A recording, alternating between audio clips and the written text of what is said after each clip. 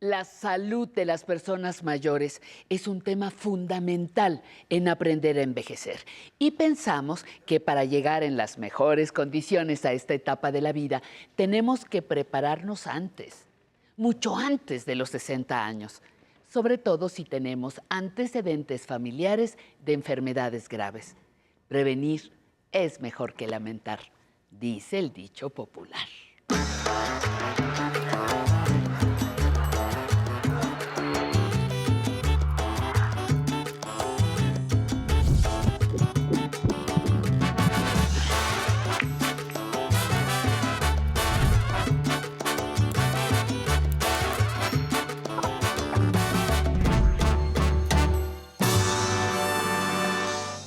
Gracias, Patti, y bienvenidas a todas las personas este lunes aquí a mejorar su salud y obviamente aprender a envejecer.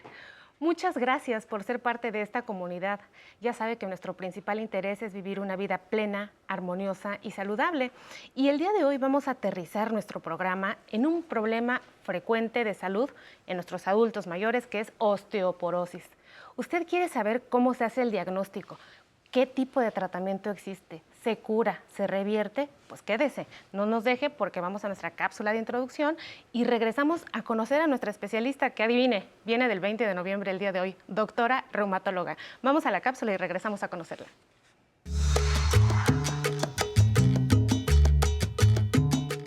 Una densitometría ósea, también conocida como prueba DEXA, es un tipo de radiografía que utiliza una dosis muy baja de radiación, conocida como radicación ionizante, con la cual se mide el calcio y minerales de los huesos.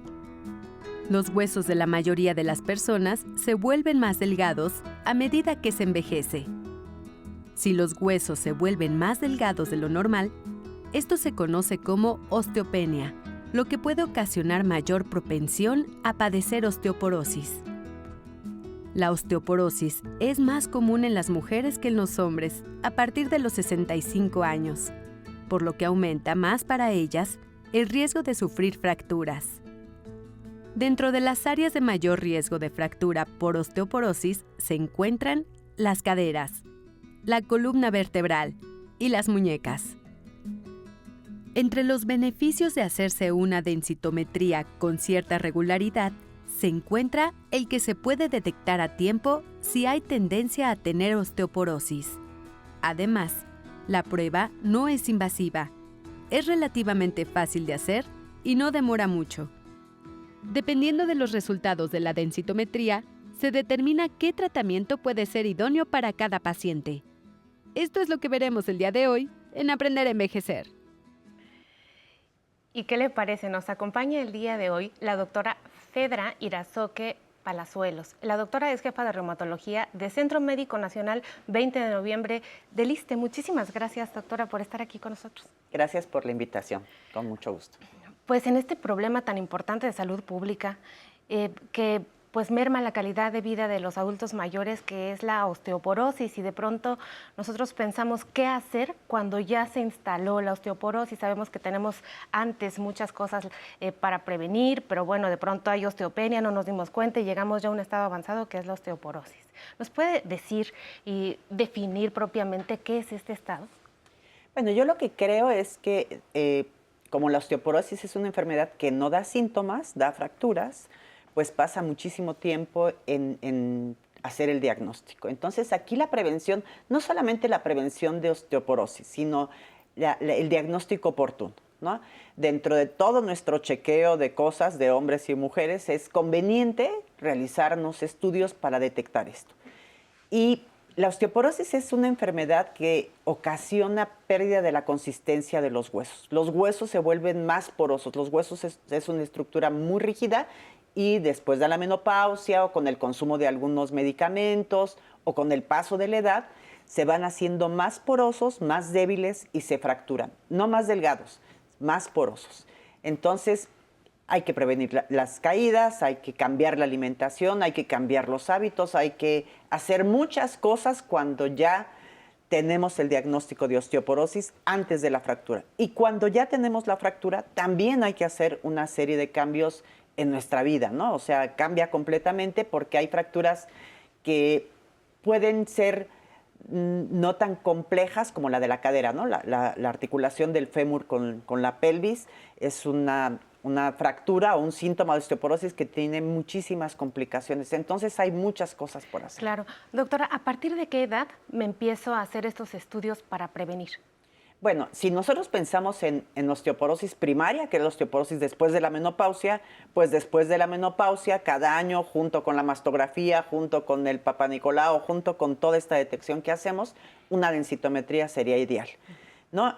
Y si nosotros... ¿Y en los hombres? En los hombres después de los 60 años se recomienda, o también si se consumen algunos medicamentos como los esteroides, como algunos antiepilépticos, sí es recomendable hacernos la densitometría cada año, ¿no? En los hombres es menos frecuente porque los protegen un poquito más las hormonas, a nosotros nos desprotegen completamente de esta absorción, pero también hay que hacerlo, ¿no? ¿Tenemos peor pronóstico nosotras que ellos?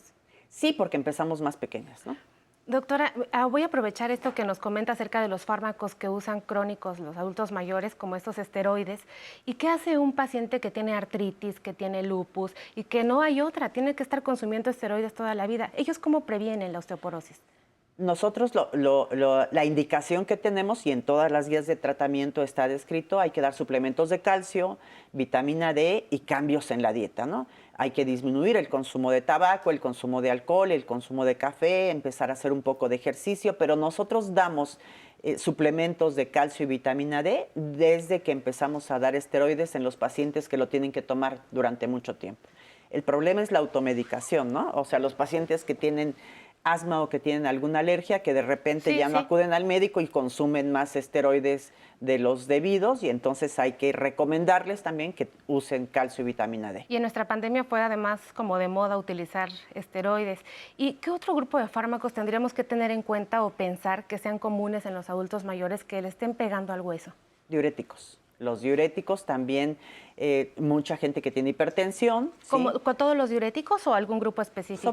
Yo creo que todos los diuréticos tiran un poquito de calcio. No es muy difícil decir, este grupo no tira calcio, y para ellos va a ser muy difícil saber. Entonces sí hay que preguntarle al médico, ¿no?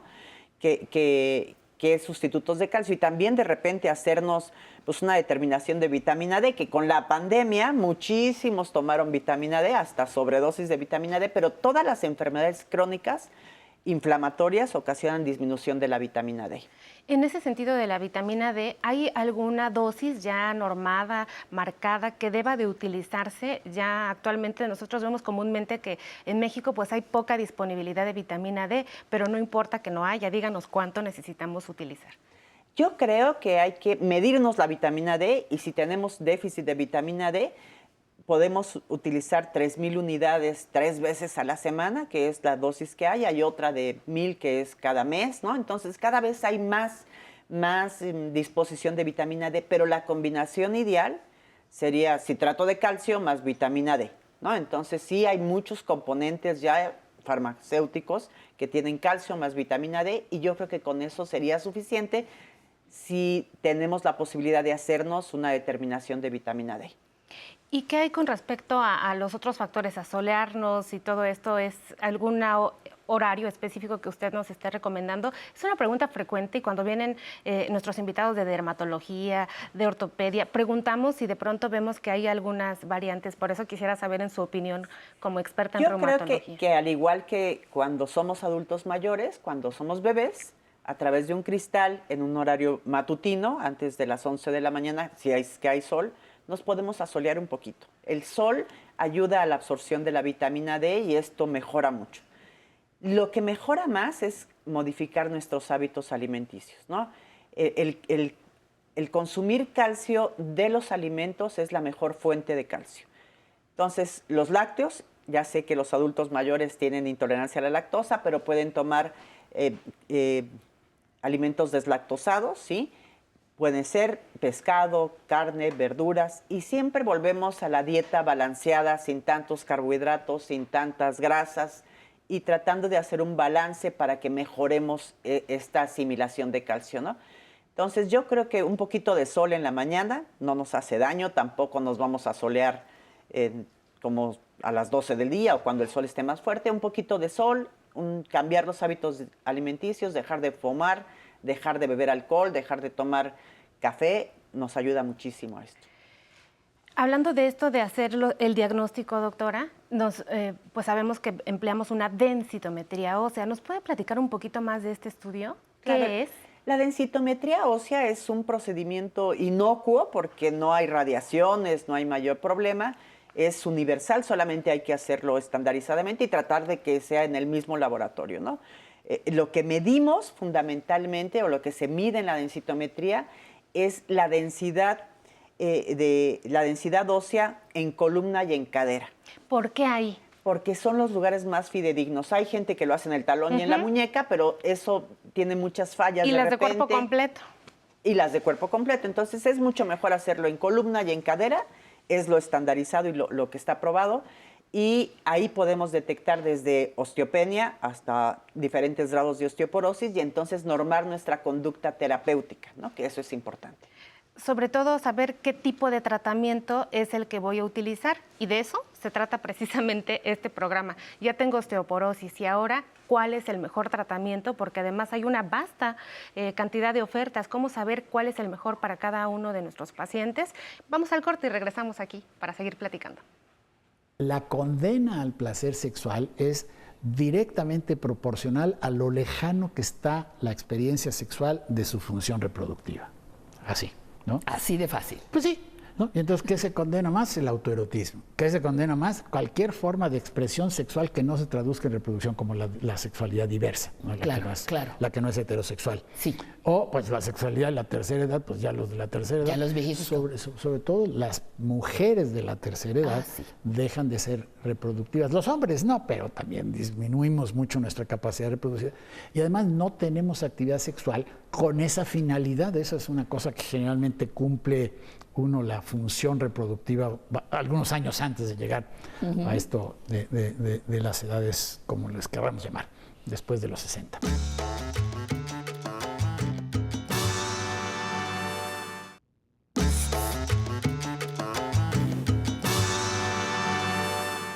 Y seguimos platicando con la doctora Feda Irazoque Palazuelos y nos quedamos pensando y platicando, dialogando, doctora, los tipos de tratamientos que hay para nuestros pacientes. Yo creo que para osteoporosis y para muchas enfermedades necesitamos un traje hecho a la medida, ¿no? No hay recetas de cocina, no hay...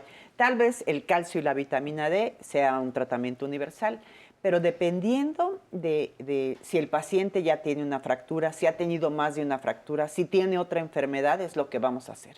Entonces hay grupos de medicamentos, hay un grupo de medicamentos que se llaman antirresortivos, todos los bifosfonatos.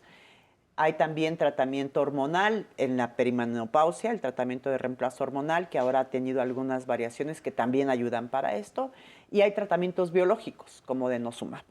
También hay tratamientos... Cuando decimos tratamientos biológicos, nos referimos a medicamentos de ingeniería biológica o de ingeniería genética estrictamente diseñados para inhibir la destrucción del hueso, ¿sí? Entonces son medicamentos que se ponen de manera subcutánea cada 6 meses y de algún modo previenen las fracturas, ¿no? Previenen las fracturas y dejan de o provocan que se destruye menos el hueso, igual que los bisfosfonatos, ¿sí?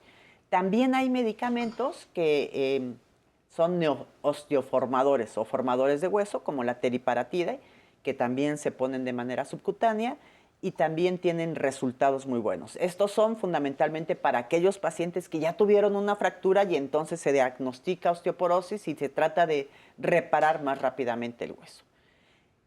Si tú me dices cuál es el mejor tratamiento para osteoporosis, yo te digo el tratamiento que el médico le indique, porque seguramente va a estar pensando en muchas situaciones del paciente y en muchas, si tiene hipertensión, si tiene diabetes, si tiene artritis reumatoide, si tiene... Entonces, y también cuál es el medicamento que el paciente puede comprar, ¿no? O que puede tener dependiendo de su seguridad social. En el ISSSTE tenemos todos, afortunadamente, y también tenemos... cada vez más un reforzamiento del primer nivel de atención donde se puede mandar al paciente a hacer el diagnóstico y el tratamiento. Eso justo le iba a preguntar. Siguiente pregunta, doctora. Es que a veces nuestros pacientes piensan que no son tomados en cuenta porque tienen osteoporosis y los ve el médico general y no los mandan al subespecialista. ¿Qué médico debería atender a un paciente? Yo creo que el diagnóstico lo puede hacer el médico de primer contacto, el médico familiar, y en los casos más complejos hay una gran difusión por parte de toda la comunidad médica de cómo diagnosticarlo. Los ginecólogos cada vez lo hacen más porque son quien ven a las mujeres en etapa perimenopáusica, entonces lo hacen. Los endocrinólogos en casos más complejos, por ejemplo, cuando hay patología de tiroides y entonces sea una osteoporosis secundaria a esta, entonces yo creo que ese es el hábitat con otras patologías endocrinológicas. Nosotros que los reumatólogos nos subimos al barco de la osteoporosis porque damos esteroides, ¿no?, para muchas de nuestras enfermedades, entonces también vemos esta patología, pero yo creo que cualquier médico está capacitado para el diagnóstico de osteoporosis y para el tratamiento en primer nivel, en casos no complicados también. No creo que se requiera algo más que eso, la cosa es hacer un diagnóstico lo más temprano posible para que vaya por buen camino el paciente, ¿no? Muy bien, doctora, pues ese es un gran alivio para todos, sí, para todas las personas que nos ven. La siguiente pregunta es de nuestro público. ¿Me acompaña a verla? Sí. Mi nombre es José de Jesús Núñez Aparicio, tengo 64 años. Me gustaría saber o que pasaran algo de cómo poderme alimentar, porque tengo problemas de huesos en las rodillas, pues ya tengo ciertas complicaciones al caminar y no sé, los cambios de climas y también afecte el que los huesos le lleguen a fallar a uno, porque pues sí, ya me duelen y lo que más me duelen son las rodillas. No sé qué nos podrían recomendar o qué alimentos, o sobre todo los alimentos que debemos de comer. Gracias, José. Vamos a preguntarle a la doctora. Yo creo que ningún alimento quita ninguna enfermedad. Lo que hay que hacer es diagnosticar que tiene las rodillas, que seguramente en las rodillas debe de tener cambios degenerativos, cambios del cartílago, y entonces tal vez disminuir de peso, hacer un poco de ejercicio, pero acudir al médico para que le diagnostiquen qué tiene las rodillas. Y lo que nosotros ahora recomendamos mucho con respecto a la dieta es eliminar los alimentos estos proinflamatorios, ¿no? El pan, las grasas, lo frito, lo capeado, lo empanizado, y comer más saludablemente, ¿no? Porque aquí no podría decir yo que es osteoporosis, sino más bien que es un cambio degenerativo en las rodillas, ¿no? Doctora, ¿y se cura? ¿Se cura? Yo creo que no se cura. La osteoporosis es una enfermedad que no se cura, se controla bastante bien, y en la medida que los pacientes sean disciplinados y tengan apego al tratamiento, va a ir por buen camino. El objetivo del tratamiento es que no se fracturen más. Hay que cuidar muchos aspectos, no nada más la alimentación y los medicamentos, sino los riesgos en la vida cotidiana para caerse, ¿no? Los pacientes que se caen son los que se fracturan. Entonces, cuidar los zapatos, cuidar los lentes, cuidar no caminar en lo oscurito, ¿no? Porque hay que iluminar bien cuando el paciente se levante en la noche al baño o cuando camine en su casa, quitar los tapetes, poner antiderrapantes en el baño para evitar sufrir caídas, ¿no? La antesala de la osteoporosis, la osteopenia, ¿se cura? La osteopenia, claro que mejora. Claro que mejora con tratamiento. Si yo tuve osteopenia, no me da osteoporosis. No necesariamente si tenemos todo esto, ¿no? Cambios en la alimentación, cambios en nuestra actividad cotidiana, tomamos medicamentos y nos seguimos con una vigilancia periódica médica. Doctora, una vez que ya me hicieron el diagnóstico y el doctor me empezó a dar cualquiera de las rutas de tratamiento que hemos platicado aquí, ¿en cuánto tiempo yo veo cambios objetivos en mi densitometría ósea para saber que estoy bien? Al año. Al año. No hay que hacer una densitometría cada 3 meses porque no tiene utilidad. Nosotros hacemos densitometrías óseas anualmente para ver si vamos por buen camino o corregimos con otro medicamento. Y también hay que recordar que los medicamentos no son eternos, tienen caducidad. Entonces hay medicamentos que cada 3 o cada 5 años tenemos que modificar por otros. Lo que es importante mencionar es que no suspendemos el tratamiento nunca. Si nosotros suspendemos el tratamiento, nuevamente hay disminución de la densidad ósea y nuevamente tenemos el riesgo de fracturarnos. Entonces no hay que suspenderlo. Doctora querida, sé que trae algunas cortesías para nosotros. Sí, tenemos 30 densitometrías que gracias al laboratorio Lilly que nos los hicieron llegar porque sabían que venía, disponibles para todo el público. Yo se las dejo con muchísimo gusto. Pues ya escuchó, llame para que usted pueda atender esta cortesía que la doctora nos hace favor el día de hoy. Pues de traer para nuestro público. Hemos aprendido mucho, doctora, muchísimo. Y de verdad que le agradecemos, sabemos que es muy ocupada, que las labores en el ISSSTE siempre son demandantes y que se haya dado el tiempo de venir a atender a nuestro público de Aprender a Envejecer. Pues muy agradecidos, y esta es su casa, la esperamos pronto. Y ustedes, gracias porque el programa lo hace usted. Nos vemos, recuerde, el próximo domingo en nuestro programa estelar, y los lunes seguimos mejorando nuestra salud. Hasta la próxima. Bien. La actividad física trae múltiples beneficios a nuestro cuerpo, ya sea a nivel corporal o mental. El Tai Chi es una excelente alternativa para que los adultos mayores puedan incorporar el ejercicio en su vida diaria. Esta disciplina es un tipo de arte marcial desarrollado en China que utiliza movimientos pausados, fluidos y los combina con ejercicios de respiración, concentración y relajación corporal. Se trata de una práctica de baja intensidad que se puede hacer en casa y no requiere una inversión de dinero. El Tai Chi ayuda a reducir el estrés y la ansiedad, entre muchos otros beneficios. Especialistas de la Clínica Mayo de Estados Unidos consideran que también mejora el equilibrio, contribuye a aumentar la densidad ósea, imprescindible para luchar contra la osteoporosis. Adicionalmente, hay estudios e investigaciones que sugieren mejora de forma significativa la fuerza muscular y la función locomotora. Por ello, nunca es demasiado tarde para empezar a hacer ejercicio cuando se tiene riesgo de padecer osteoporosis, osteopenia o sencillamente para evitar fracturas con alguna caída.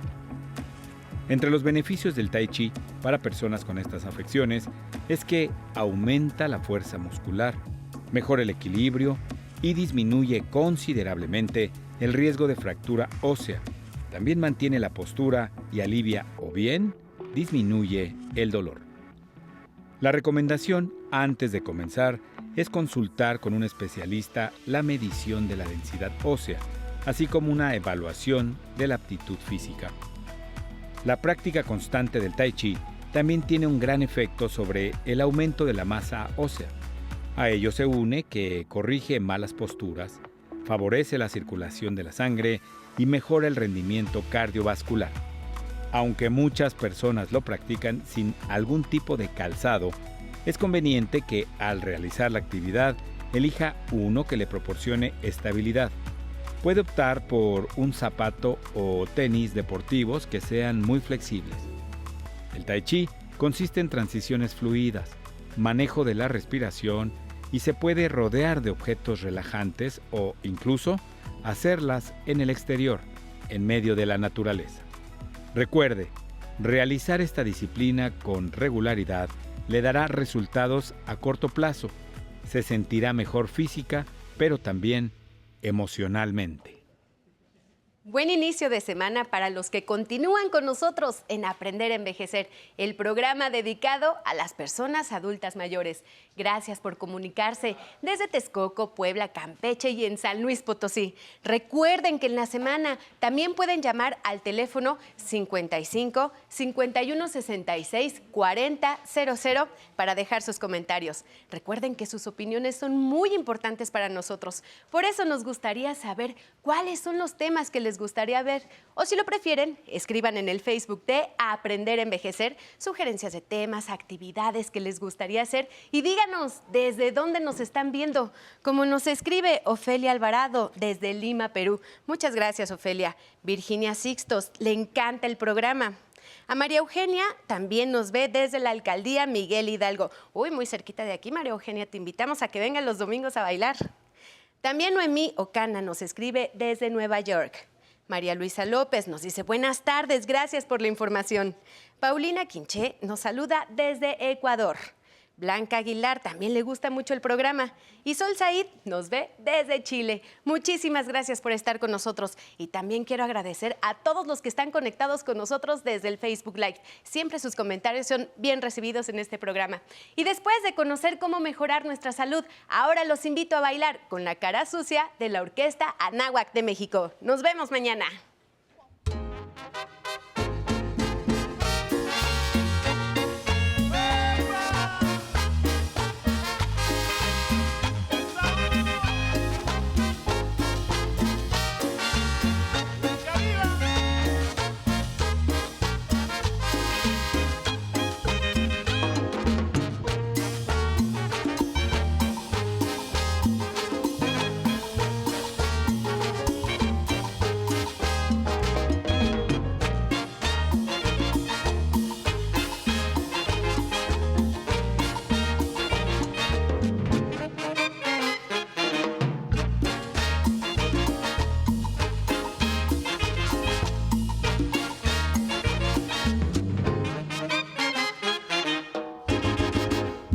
Pues ayer te vi la cara sucia, ahora te la veo limpiecita. Es que tu marido te la limpia para que te veas más bonita. Será celoso tu marido cuando te lucha la carita. No me importa, porque tu cara es muy bonita. ¡Guapa! ¡Con sabor! Con la cara sucia es mejor.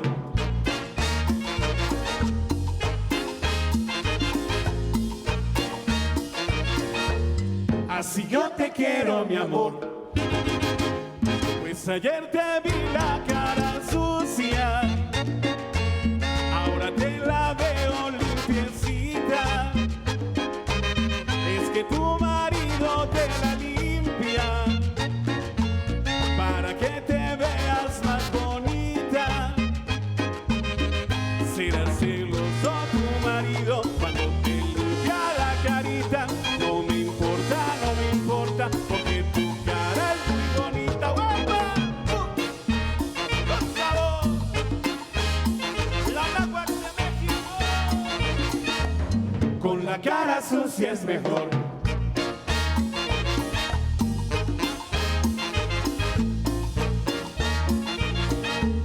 Así yo te quiero, mi amor. Pues ayer te vi la cara sucia, ahora te la veo limpiecita. Es que tu marido te la limpia para que te veas más bonita. Será celoso tu marido cuando te ensucia la carita. No me importa, porque tú